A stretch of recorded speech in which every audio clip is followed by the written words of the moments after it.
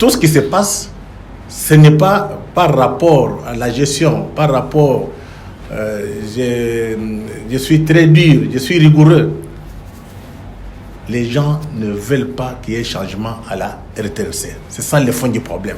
La rubrique intervention économique a été mouvementée de 3 388 223 456, soit un dépassement de 1400% engagé par les ministères de la Communication et Médias à l'insu de la RTNC, traduisant ainsi sa non-maîtrise des lignes budgétaires mises à sa disposition.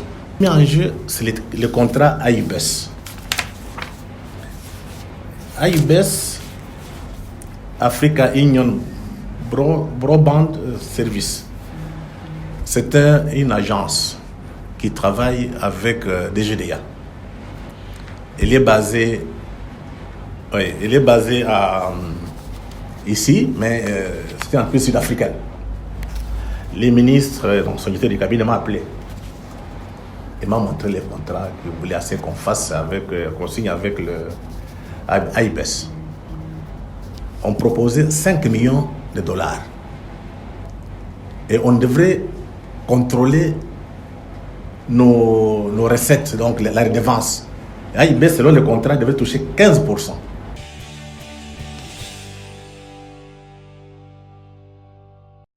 Je donne la parole à notre membre et notre président de Kinshasa, M. Freddy Mulumba, pour qu'il puisse prendre la parole devant les journalistes.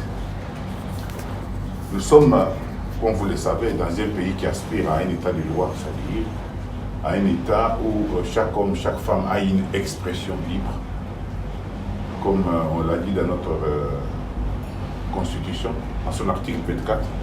Chaque Congolais a droit à la parole. Et il peut s'exprimer par la parole, par la télé, par l'écrit. Et je crois que c'est ça le bonheur dans un état de droit, c'est chacun a la parole. Et il sait aussi qu'il entre dans un espace public où sa parole sera aussi contredite, n'est-ce pas? Donc nous n'engageons pas un débat. Je crois que M.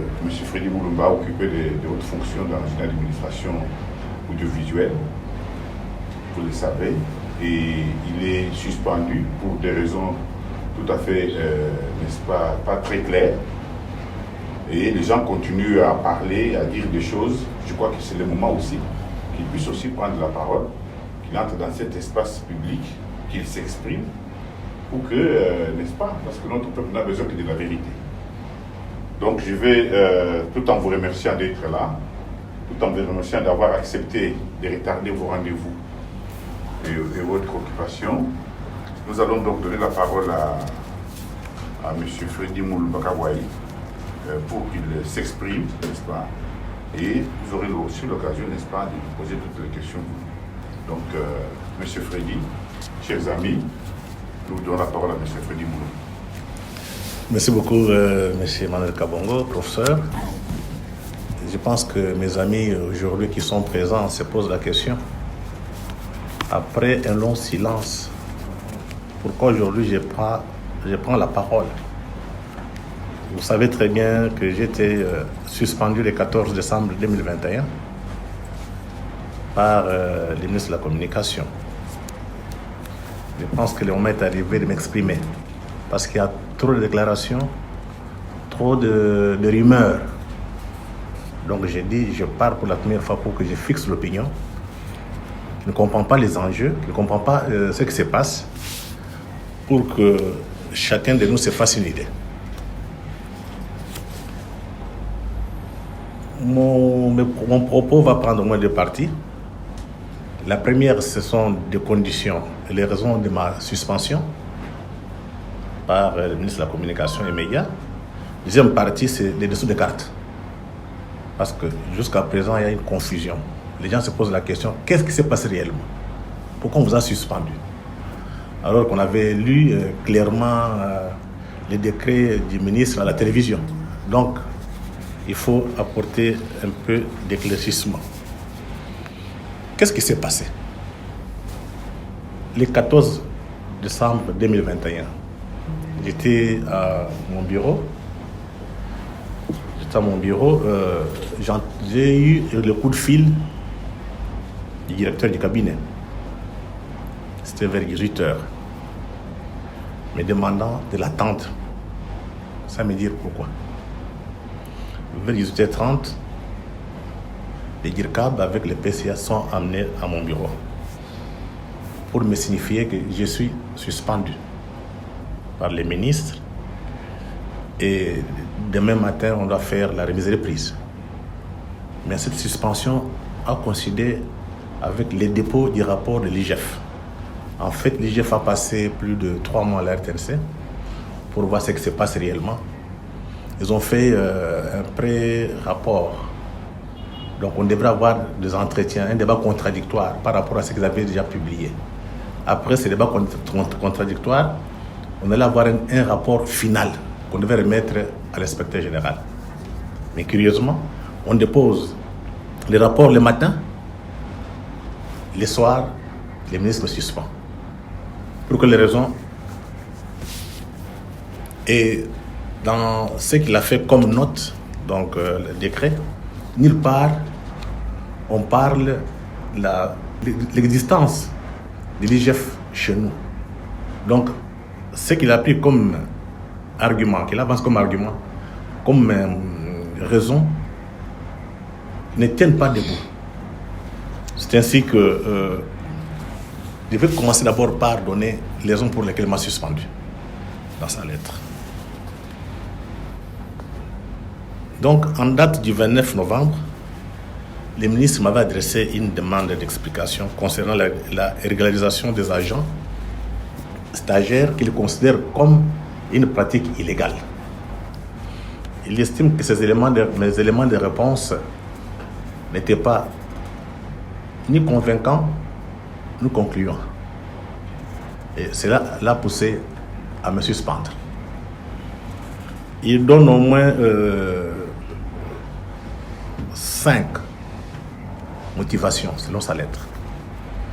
La première motivation, c'est la violation intentionnelle des dispositions de l'article 13, paragraphe 1 de la loi numéro 08009 du 7 juillet 2008 portant dispositions générales applicables aux établissements publics.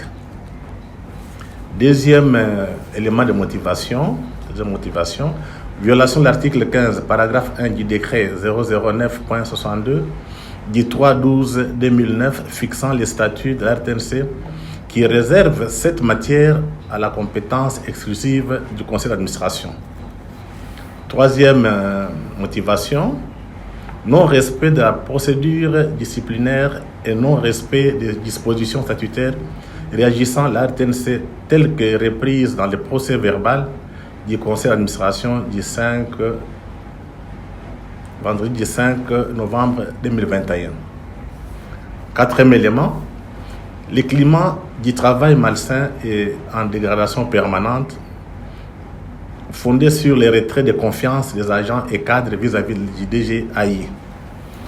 Cinquième élément, motivation, la nécessité de crisper le climat de travail et d'assurer le fonctionnement sans interruption du service public.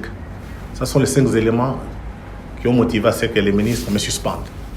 Nulle part, on parle de l'IGF. J'ai travaillé pour répondre à ces motivations. Première motivation, violation intentionnelle de disposition de l'article 13. Comme tel, je n'ai pas engagé des gens de manière irrégulière. C'est sur l'instruction du conseil d'administration, après ma prise de fonction fin juin 2021, que j'ai régularisé la situation de 21 agents qui avaient été chassés par Ernest Kabila, l'ancien DG. Donc, en fait, c'est le ministre Makelele qui avait adressé une lettre au conseil d'administration pour qu'on puisse récupérer les 22 agents que Ernest Kabila avait mis dehors. C'est sur base de cette recommandation du conseil d'administration que j'ai régularisé les 21 parce que l'un était décédé. Donc l'argument que les ministres donnent ne tient pas debout. Ça ne vient pas de moi, ça vient du conseil d'administration. Deuxième élément de réponse.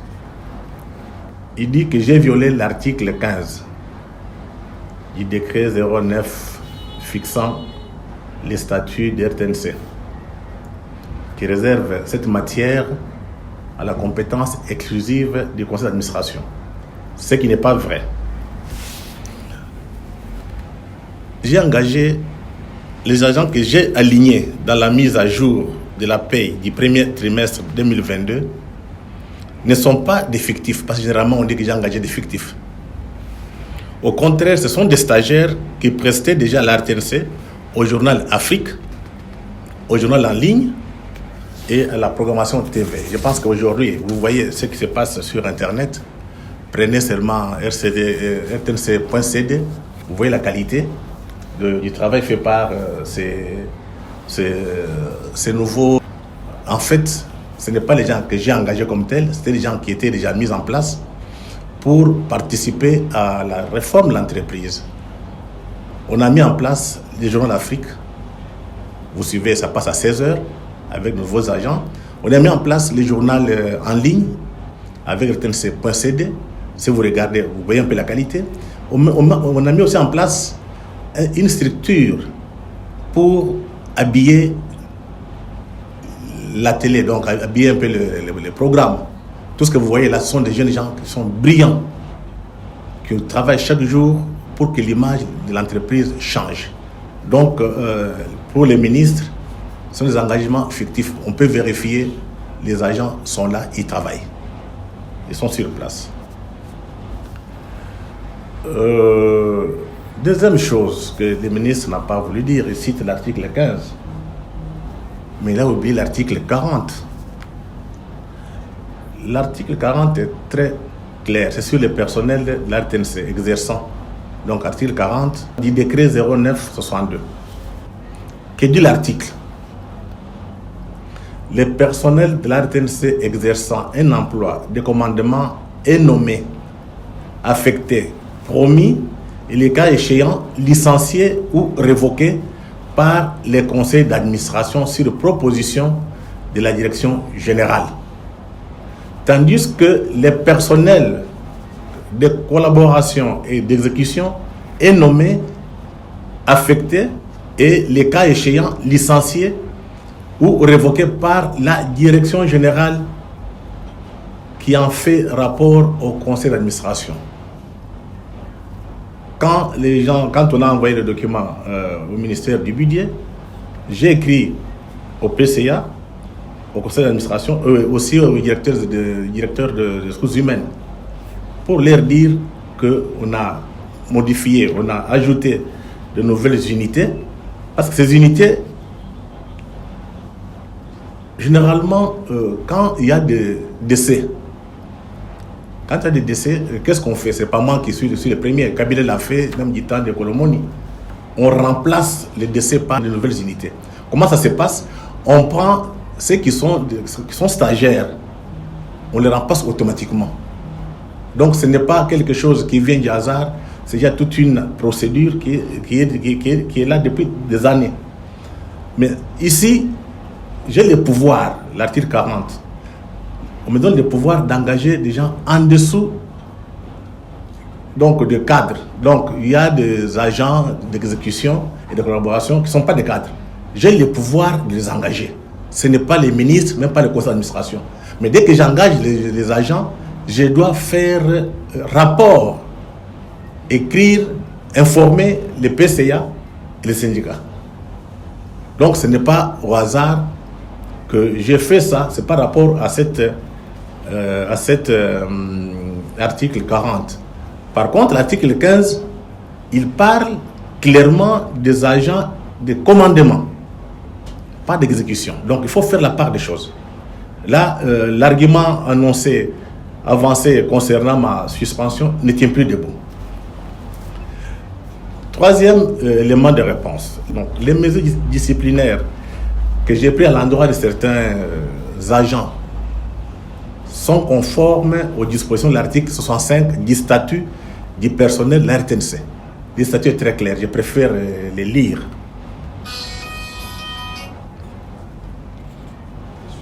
Oui. Il ne représente pas une sanction, mais une mesure conservatoire pour enquête. Que dit l'article 65? En cas d'indice suffisant de manquement grave aux obligations contractuelles ou d'une infraction des droits communs, l'agent peut être immédiatement suspendu de ses fonctions. Cette suspension ne constitue pas une peine, mais une mesure préventive dans l'intérêt du service. Sa durée ne peut pas excéder 3 mois. C'est ce que j'ai fait. J'ai suspendu des agents parce que il y avait 2 fois les journaux de 20 heures avaient capoté. Donc ça a commencé en retard, avec un retard de 17 minutes. J'étais obligé de sanctionner. Je les ai suspendus en attendant faire une enquête. On a mis en place une commission qu'ils ont entendue. Après avoir attendu ces travailleurs, j'ai décidé d'enlever leur suspension. Pour le moment, ils travaillent déjà. Ils ne sont pas suspendus. Mais il y a le cas de M. Mayel, qui a été suspendu. Mayel est sous-directeur. Il a été suspendu. On lui a demandé, donc j'ai mis en place une commission pour l'entendre. M. Mayel a refusé. Je lui ai écrit pour lui demander, il dit, c'est le cas avec M. Kalonji, il dit qu'il est complice, il ne peut pas faire partie de la commission d'enquête. J'ai mis encore en place une autre commission pour l'écouter. Après, maintenant que la commission, son cas sera traité au conseil d'administration. Donc, après enquête, je transmets le dossier au conseil d'administration. Donc, tout est fait dans les normes. Il n'y a rien qui est fait au hasard. 4e élément, c'est le climat de travail malsain et dégradante à la RTNC. Qu'est-ce qui se passe? Parce que beaucoup de gens ne comprennent pas ce qui s'est passé réellement. J'ai fait bientôt ça fait à peu près 4 ans. J'étais DGA. Et pendant la période que j'étais DGA, c'était les DG qui géraient seuls, avec d'autres directeurs. Je n'étais pas tellement au courant de ce qui s'est passé. Dès qu'il est décédé, j'ai pris la tête de l'entreprise. Et le conseil d'administration a confirmé mon intérim au mois de juillet 2021. Et qu'est-ce que j'ai fait en premier lieu? Comme la situation était très complexe, j'ai demandé à ce qu'on me fasse l'état des lieux. Toutes les directions m'ont fait l'état des lieux. Et c'est pendant cette période qu'il y a des listings de paye. Pour la première fois que je vois ces listings, j'ai dit qu'il y a une confusion. Qu'est-ce qu'il faut faire? La première chose à faire, c'est essayer. J'ai mis en place une commission pour traiter ces cas. Et c'est pendant cette période que nos amis syndicalistes ont commencé la grève. Donc la grève va commencer, que je peux appeler illégale, à peu près 1 mois après le décès de Kabila. Donc, le motif qui a été avancé, c'était que moi, je ne voulais pas payer les salaires. Or, nous sommes une entreprise d'État. C'est l'État qui nous paye. Donc, l'histoire des salaires ne concerne pas ni les DG ni les PCA. C'est l'État qui paye les agents. Le ministre parle au 5e point, nécessité de crisper le climat du travail pour justifier ma suspension. Mais ce qui est dramatique, je pense que ceux qui travaillent à la RTNC savent ce qui se passe. On a trouvé une entreprise dans un désordre total. Et la première fois que j'ai pris les choses en main, j'ai demandé à tous les personnels. Je voudrais que l'administration fonctionne correctement. Je n'ai pas besoin d'avoir des agents qui viennent me voir au bureau. Je traite avec les directeurs. Quand la grève a commencé, on a suivi toutes les procédures pour négocier. C'était d'abord, on réclamait les salaires, les 25% qui restaient. Ça change, ça devient, je dois partir. On leur pose la question pourquoi. On ne veut pas de lui. Donc pour ceux qui connaissent la RTNC, il y a trop d'intérêt, trop des choses à l'intérieur. Donc, on a touché au groupe d'intérêt. Et beaucoup de gens n'étaient pas d'accord parce qu'il faut dire que la gestion n'était pas tellement correcte. Et pour ceux qui travaillent à la RTNC, qui connaissent un peu, la plupart des choses qui se passaient, c'était presque privatisé. Chacun pouvait s'arranger et prendre l'argent sans que les DG soient au courant. Donc, mon arrivée à faire, c'est que je mette un peu de l'ordre. Donc, les gens sont contre les changements, tout simplement. Ils ne peuvent pas accepter les changements, donc ils ne peuvent pas accepter de changer les habitudes. Parce qu'il faut dire que depuis que la RTNC a été créée, on n'a jamais connu une réforme. C'est la toute première fois qu'on tente de réformer la RTNC. Mais ce n'était pas facile parce qu'on ne pouvait pas changer la mentalité des gens, bien la culture. Mais ça, c'est ce que les ministres m'ont reproché. Mais ce qui est grave, en dehors des revendications des agents, des salaires, ils sont parvenus à mettre feu à un studio B de la RTNC. Le ministre est au courant, les jours où il y a eu feu, je lui ai envoyé les messages. On vient de mettre le feu au studio. Et automatiquement, j'ai envoyé notre avocat auprès du parquet pour porter plainte contre l'inconnu. Il y a le procès, donc il y aura un procès. On est en train de faire des enquêtes sur place. Mais selon toutes les informations, le fait, ce n'est pas un feu accidentel, c'est un incendie provoqué par un individu. Maintenant, on laisse la justice faire son travail. Donc, tout ce qui se passe, ce n'est pas par rapport à la gestion, par rapport, je suis très dur, je suis rigoureux. Les gens ne veulent pas qu'il y ait changement à la RTNC. C'est ça le fond du problème. Ça, c'est du côté travailleur. Mais il faut aller au-delà. Je viens de vous dire ici, on m'a suspendu le soir, alors que le matin, j'avais déposé les rapports à l'IGF. Ce qui n'était pas normal. J'ai senti qu'il y avait quelque chose. Mais c'est quand on parle au-delà, vous allez comprendre les enjeux. Le premier enjeu, c'est le contrat AIBES. AIBES, Africa Union Broadband Service. C'est une agence qui travaille avec des GDA. Elle est basée ici, mais c'était un peu sud-africain. Les ministres, donc son directeur du cabinet m'a appelé. Il m'a montré les contrats qu'il voulait assez qu'on fasse qu'on signe avec le AIBES. On proposait 5 millions de dollars. Et on devrait contrôler nos recettes, donc la redevance. AIBES, selon le contrat, devrait toucher 15%. J'ai dit, d'abord, moi, je ne peux pas engager l'entreprise. Donc, en matière de contrat, il y a les PCA, les DG qui signent. J'ai pris le document, j'ai amené au conseil d'administration. Parce que je ne voyais pas clair. On a eu un débat très sérieux. Mais maintenant, je ne sais pas à quel niveau ça se trouve. Parce que j'ai été exclu de ces jeux. Donc, au-delà de ce que le ministre a écrit, il y a ce contrat qui a fait ce que je sois sanctionné parce que j'ai refusé de signer. Pour moi, c'est un contrat léonin parce que je ne vois pas ce contrat n'était pas profitable à la RTNC. Deuxième élément, au-delà de ce qu'on a lu, c'est l'émission que j'ai faite les deux jours avant l'arrivée du président Kagame. Je ne savais pas.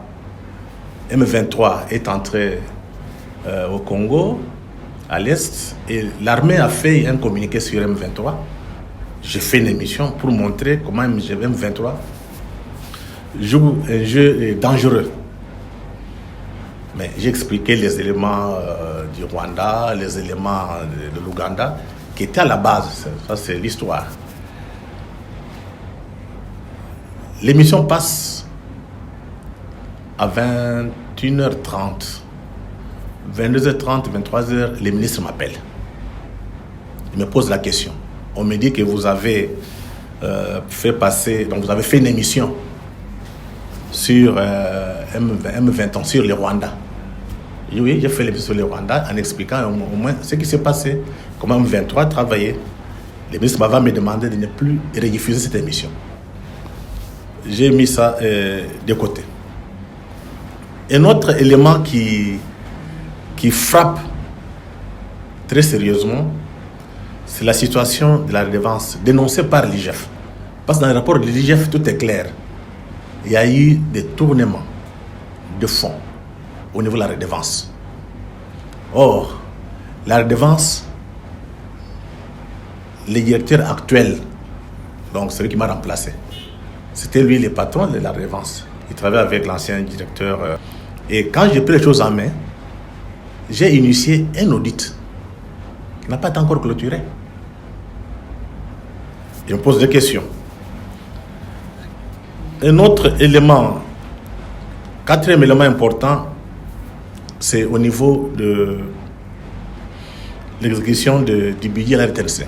L'IGF, dans son rapport, il dit très clairement que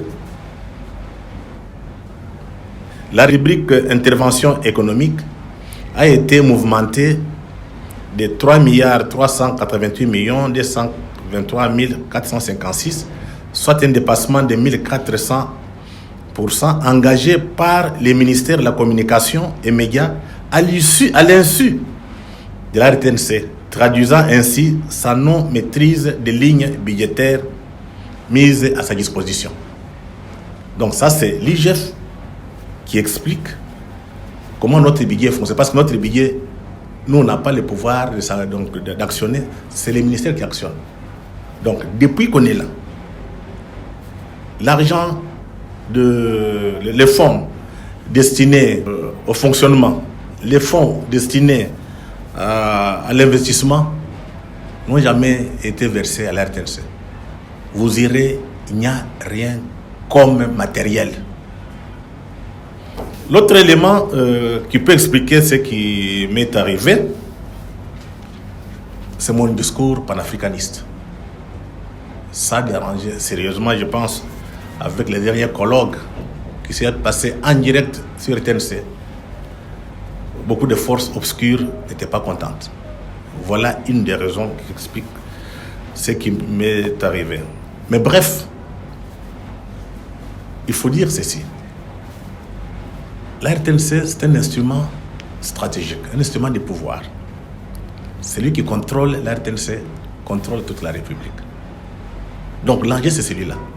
Mon arrivée à la tête de la RTNC a fait que le contrôle de la télévision a échappé à plusieurs forces. Voilà pourquoi il fallait faire partie du moyen pour me suspendre.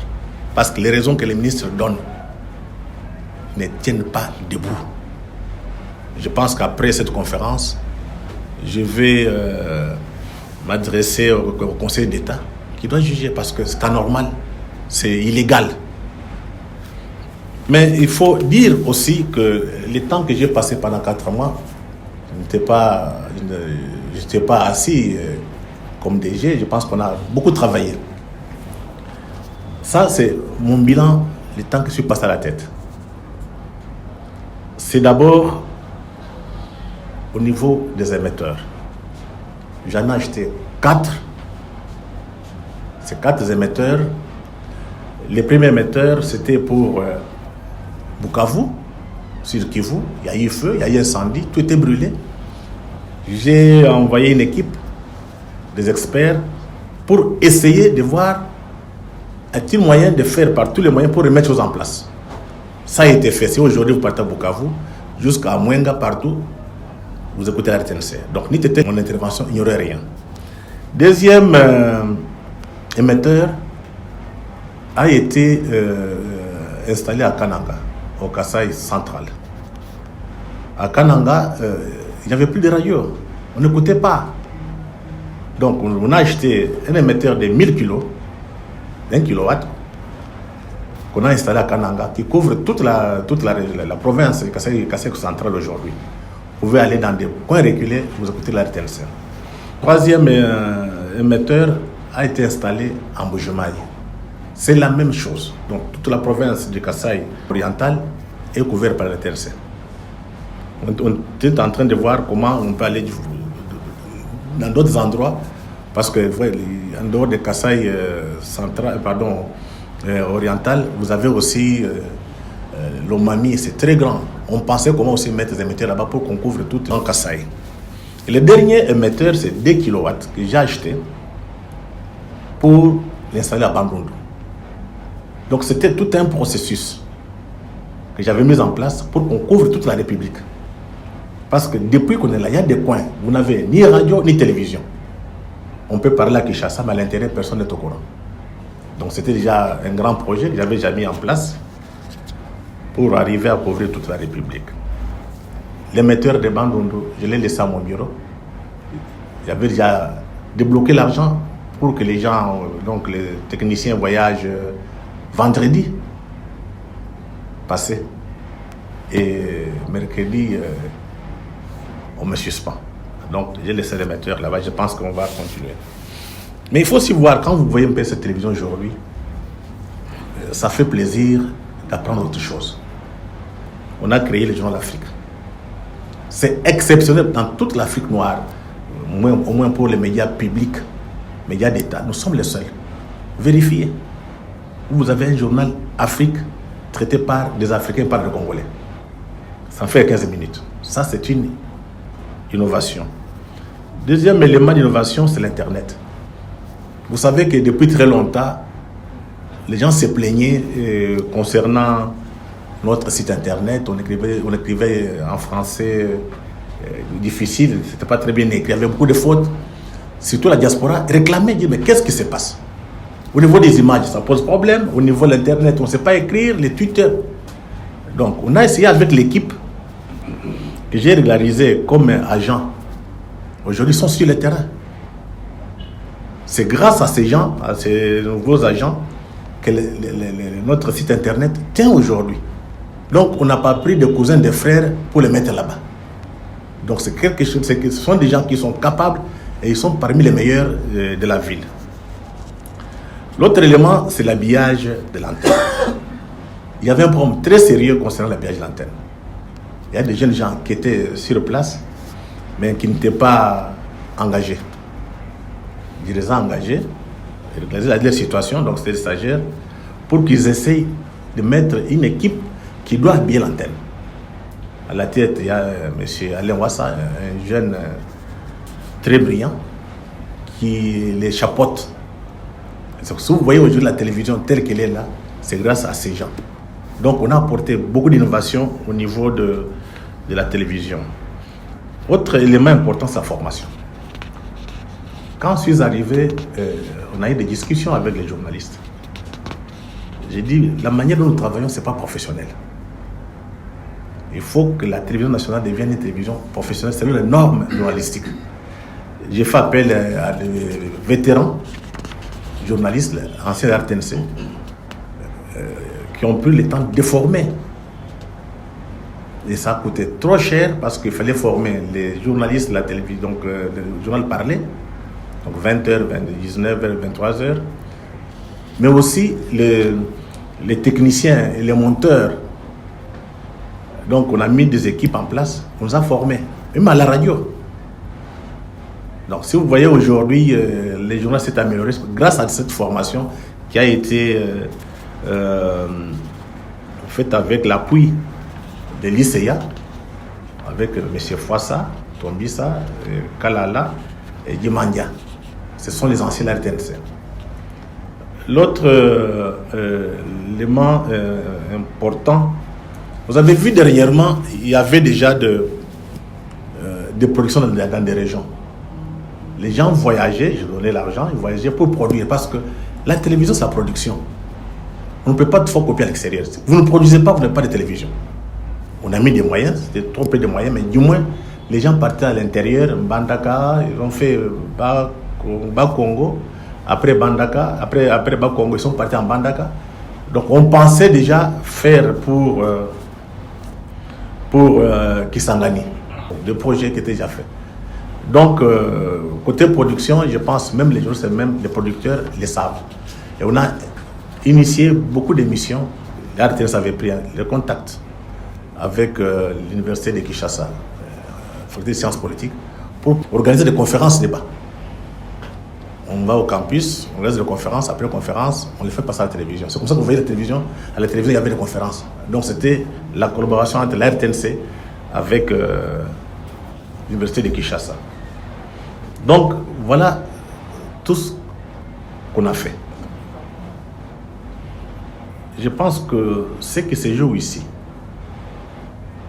c'est la vie de notre pays.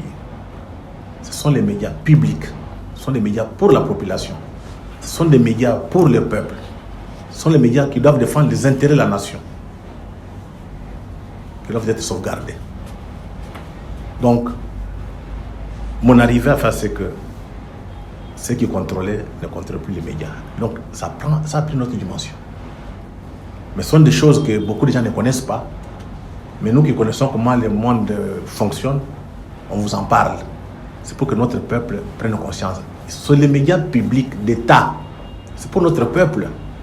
Ce n'est ni pour les politiciens, ni pour les journalistes. Ce sont des médias qu'on doit mettre au service de la population.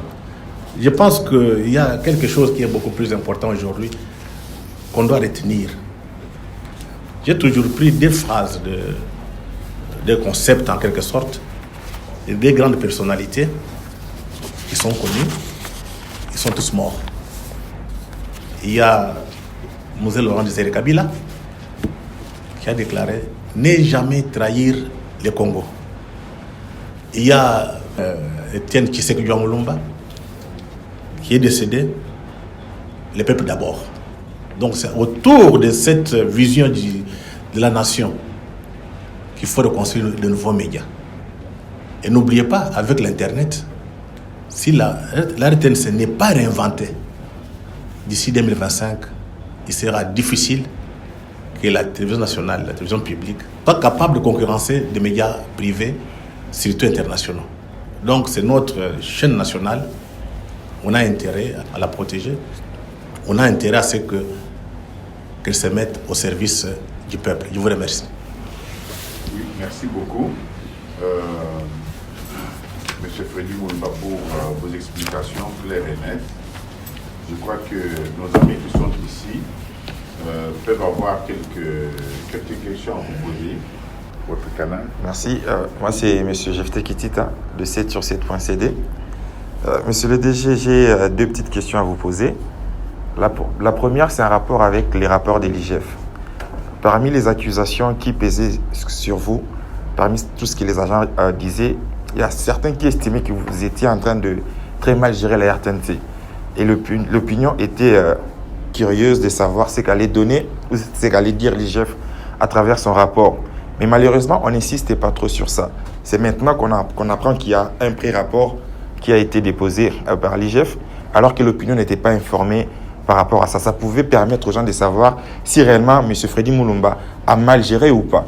Est-ce que vous pouvez nous parler de ces rapports de manière un peu plus claire, un peu plus détaillée pour permettre à l'opinion de savoir qu'est-ce qui s'est réellement passé à la RTNC? Et la deuxième question, c'est en rapport avec le Conseil d'État. Vous estimez que les motifs évoqués par le ministre ne tiennent pas debout. Vous avez donné vos éléments par rapport à ça. Est-ce que vous confirmez que vous allez effectivement saisir les conseils d'État pour trouver gain de cause? Est-ce que vous allez vraiment aller au niveau du Conseil d'État après cette conférence de presse? Merci. En fait, il n'y avait pas de rapport final concernant l'IGF. Généralement, quand l'IGF fait son travail, il écoute d'abord, on a écouté tous les agents. Ils ont fait des enquêtes. À la fin, ils m'ont fait une feuille d'observation provisoire qui m'est adressée. Donc, sur cette feuille provisoire, je devrais avoir un débat contradictoire avec eux pour confirmer ou pas. Donc, vous m'avez demandé pendant de faire de répondre dans 4 jours. Et ce que j'ai fait. Il y a toutes les explications, il y a un gros rapport, ça c'est les résumés, avec des annexes.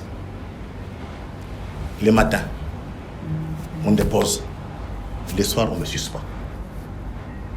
Alors que je n'ai pas encore parlé. Y a-t-il un problème? Parce que maintenant, comme c'est encore provisoire, il faut attendre que l'IGF sorte ce qui est définitif. Mais c'est pas encore ça, c'est provisoire. Maintenant, comment je vais m'expliquer?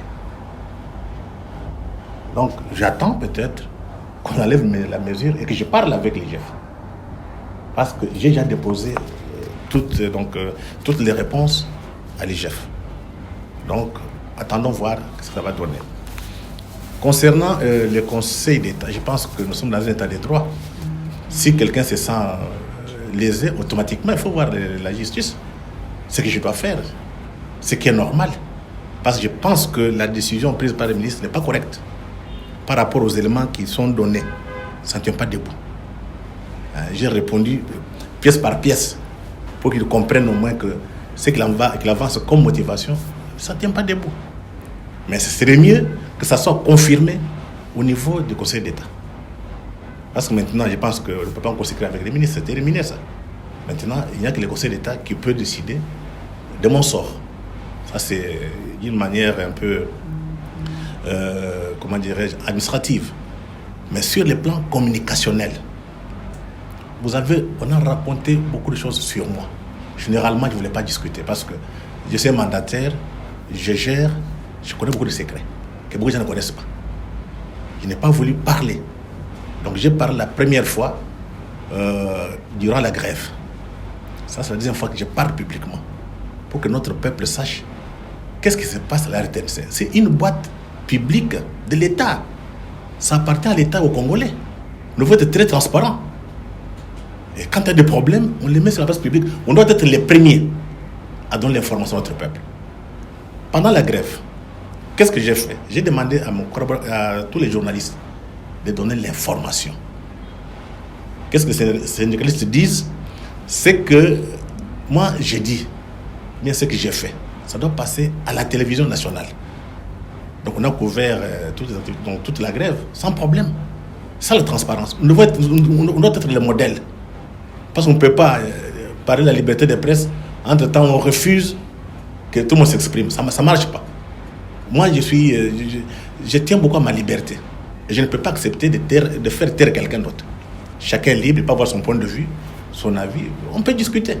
C'est comme ça qu'une société évolue. Donc, en fait, on attend. Qu'est-ce qui va se passer avec l'IGF? Parce que j'ai déjà répondu tout.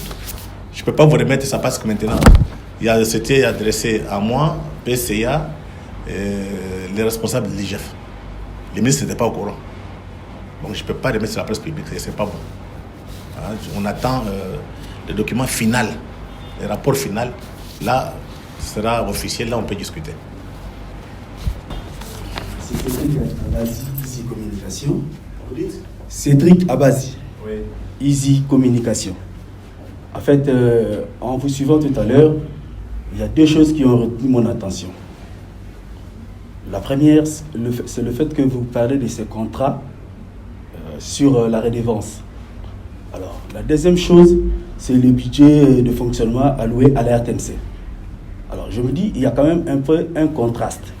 Quelqu'un qui se bat pour les intérêts des agents, mais que les mêmes agents, au lieu de les soutenir, le jour de son départ, ils ont été tous en liesse de joie. Je trouve quand même cette démarche un peu contradictoire. Alors, le deuxième volet de ma question, c'est peut-être pas trop une question, mais c'est une observation. Je me suis dit, je me dis, il y a un adage à Lingala qui dit « Soke mon moyibi et pitondoki belelaye ». Vous étiez déjà, à vous entendre parler, le combat avait déjà commencé depuis longtemps. Mais pourquoi avoir attendu ce moment pour parler? Parce que dans l'opinion, on risque de vous prendre pour celui qui cherche à tirer les traits de son côté après une suspension. Alors que vous aurez, comme DG de la RTNC, quoique intérimaire, vous aurez dit déjà organiser votre communication pour mettre sur la place publique ces deux problèmes. Parce que les mêmes agents pour qui vous êtes battus, l'opinion c'est qu'ils ont été en joie de vous voir partir, alors que c'est pour leurs propres intérêts. Le budget qui est alloué pour leur fonctionnement, donc qui est géré par le ministère ou par le ministre, il faut le dire comme ça. Et puis ces contrats avec la redevance. Alors, Si vraiment vous pouvez nous éclairer sur ces deux points-là, ça va être une bonne chose. Merci. Ok, c'est bien que vous releviez un peu la contradiction. C'est très important parce que l'information ne circulait pas. Ça, c'est la première chose. Ce qui est dramatique, nous sommes dans une boîte médiatique.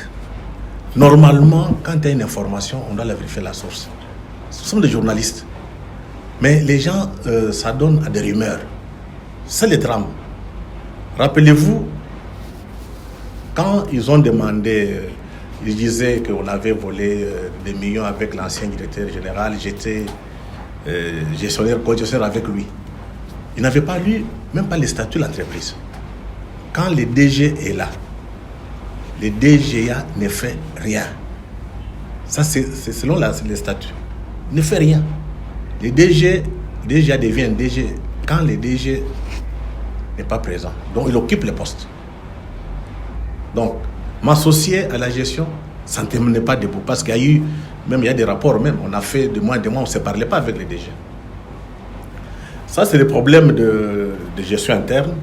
Mais ce qui est frappant aussi, c'est de voir que j'ai touché aux intérêts. C'est que vous avez vu l'extérieur là. En fait, l'élément essentiel, je vais vous le dire, ce n'était pas prévu que je devienne DG. Dans leurs calculs, personne ne pouvait pas s'attendre à ça. Mon arrivée a bouleversé toutes les cartes. Que faire? La grève. Moi, je ne gérais pas. Est-ce que la grève peut s'expliquer? Un mois après, les gens vont aller à la grève. Jusqu'à la fin. Ça fait qu'il y a une main noire qui est derrière. Et la plupart des syndicalistes ne veulent pas le dire. Mais je pense qu'on nous laissera le temps, les gens comprendront un peu ce qui s'est passé. L'histoire est là pour ça. C'est moi qui ai demandé l'IGF. Beaucoup de gens ne savent pas. En prenant les choses en main, j'ai trouvé un cafouillage total. J'ai dit avec ça, il ne va pas m'en sortir. J'ai écrit au ministre. Je lui ai dit, est-ce qu'il y a possibilité de demander l'IGF parce que ça, ce n'est pas une entreprise. Le ministre a écrit à l'IGF. L'IGF est arrivé le 2. Je les ai reçus dans mon bureau, tout est transparent. Ils ont travaillé de manière libre et transparente. Ils ont fait les rapports. Beaucoup d'agents ne sont pas au courant de ce que l'IGF a écrit ici. Parce que c'est encore entre les responsables. Quand sera fini, donc rapport final, là on peut les mettre sur la place publique. Il y a même des agents qui sont cités ici. Je ne sais pas vous citer les noms, mais c'est Tchala, qui a fait les reportages sur les passations de pouvoir. De mauvaise foi. Oui. Mais ce Tchala a bouffé 14 000 $. C'est l'IGF qui a des gouvernements, je ne savais même pas. Ça est dans les rapports ici. 14 000 $. Il y en a beaucoup. La redevance a été gérée comme une boutique. Je n'étais pas au courant. C'était l'actuel DG. C'est qui est curieux. Hein? Avec les DG, l'ancien DG, qui gérait la redevance. J'ai écrit tout ça à l'IGF, à ces rapports que j'ai envoyés chez l'IGF. Tout est très clair. Je ne suis pas trempé dans la magouille. Non. Si j'étais trempé dans la magouille, je n'allais pas demander l'IGF. Et j'ai fait ce que... Parce que là, il n'y a pas d'entreprise. J'ai demandé à des cabinets spécialisés pour venir réformer, non, réinventer l'entreprise, l'RTNC. Il n'y a pas d'entreprise. Donc on veut mettre de l'ordre, mais malheureusement, vous avez des gens qui ont beaucoup d'intérêt, qui ne veulent pas que les choses marchent correctement. Donc on a maquillé ça. Ils ont payé beaucoup d'argent pour me salir, mais ce n'est pas eux. Parce que si beaucoup de gens avec qui j'étais au potentiel, ils connaissent ce qui s'est passé. J'ai connu la même situation au potentiel. C'est la main étrangère qui joue. Parce que quand vous avez un média tel que la RTNC, la population est au courant de tout. Est-ce que vous imaginez? On tue des gens à l'Est. La RTNC montre autre chose. Est-il normal? Et j'ai imposé, depuis que je suis là, que les informations de l'Est passent à 20h chaque jour. Et j'espère que ça va continuer. Donc l'enjeu, c'est le contrôle des médias publics. Ce n'est pas ma personne. Mais j'étais un handicap. Il fallait faire par tous les moyens pour faire partir.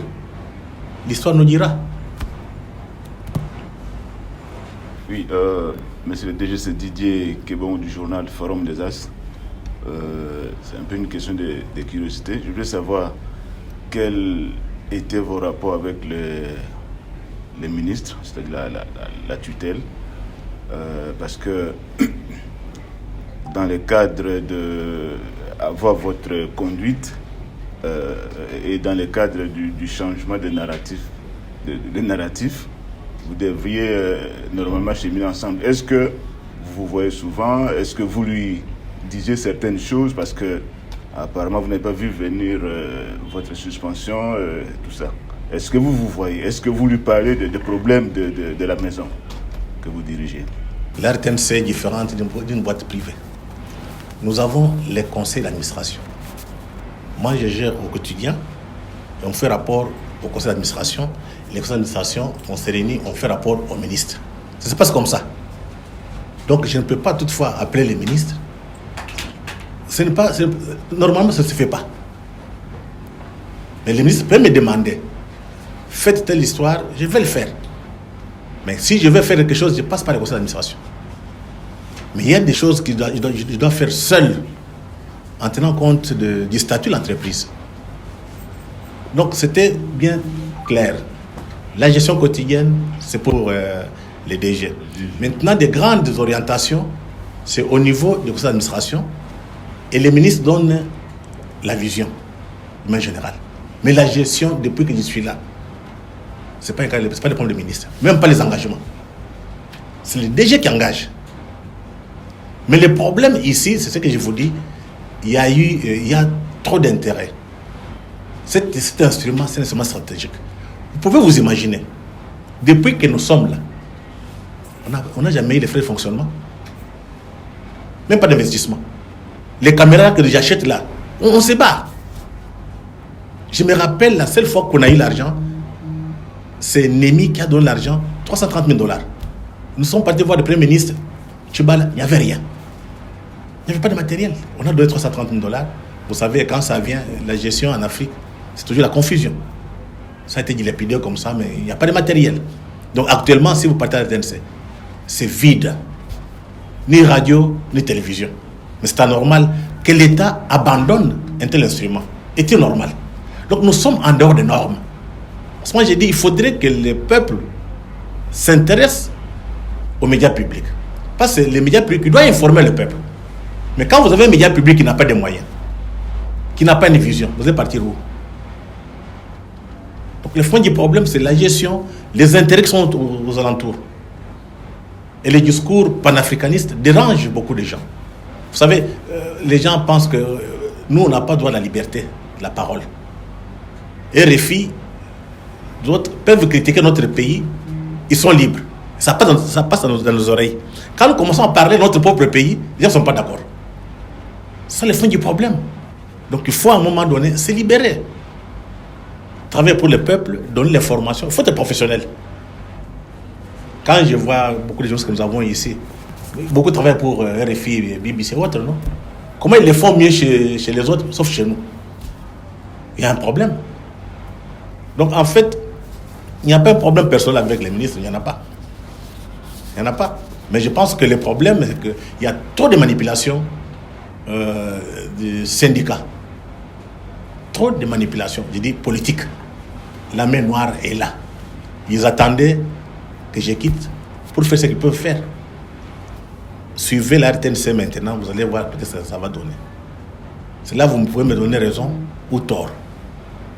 Donc ce n'est pas question personnelle, non. Les ministres, c'est un professionnel, moi c'est professionnel, on se parle. Il n'y a pas de problème, mais on reste intellectuel et rigoureux. Chacun fait son travail, moi je fais le mien. Lui, il est politique. Et moi, je suis journaliste, je fais mon travail. Donc on laisse le peuple s'en occuper. Donc nous avons suivi M. le DG qui regrette d'avoir été suspendu au moment où il devait faire une communication finale avec l'IGF. Nous espérons que l'IGF va continuer son enquête et puis donner le rapport final. Donc c'était une occasion pour les journalistes de poser des questions sur ce qui s'est passé réellement, comme il vient de l'expliquer. Donc ce n'est pas un problème personnel. Il l'a reconnu, ce n'est pas un problème du ministre. Je crois qu'il y a des intérêts que l'IGF va pouvoir éclairer et qu'il a le droit lui aussi d'aller tester en justice pour que sa dignité, n'est-ce pas, ne soit pas bafouée. Monsieur le DG, est-ce que vous avez un dernier mot? Non, oui, c'est un petit mot. Je pense qu'il faudrait qu'on prenne tous conscience. Beaucoup de Congolais ne sont pas conscients. Ce sont des mutations sans précédent. Il y a un nouveau monde qui s'ouvre. Dans ce nouveau monde, les médias vont jouer un rôle important. Donc, si les médias congolais ne font pas du bon travail, on va tomber dans l'esclavage, la tête négrière, pour une deuxième fois. Donc, le travail à faire, c'est rester professionnel, donner l'information et la chercher pour que notre peuple sache qu'est-ce qui peut nous arriver demain. Il faut rester, je dirais, beaucoup plus intellectuel, journalistique, qu'être politique. Comme ça, vous laissez les politiques faire leur travail, de négocier, de discuter, de partager le pouvoir. Et vous êtes là pour donner l'information à notre peuple, que la population soit au courant de ce qui se passe, pour que nos enfants vivent dans un pays démocratique, un pays moderne, et que ceux qui viendront après nous continuent à être libres. Si nous ne le faisons pas aujourd'hui, si nos médias ne prennent pas conscience, mettez-vous en tête, nos enfants risquent d'être des esclaves sur notre propre territoire. Personne, tu peux avoir 10 ou bien 20 maisons, mais tu seras incapable de donner ou bien d'acheter des maisons à tous ces enfants, même à vos petits-enfants. Il n'y a que l'État moderne qui peut être capable de distribuer les revenus et les richesses, pas des individus, de façon équitable. Donc c'est le message que moi je vous donne. Le monde s'ouvre, il faut que la presse congolaise s'ouvre. Évitez des débats individuels, on m'a dit des rumeurs. Cherchez l'information, vous la mettez. Une bonne information chasse la mauvaise. Faites le travail, vous allez voir, surtout sur les réseaux sociaux, le pays sera respecté. Donc il faut s'y mettre. Merci. Merci à vous tous. Merci, monsieur le DG, monsieur les journalistes. Nous espérons que vous allez faire votre travail. Merci beaucoup.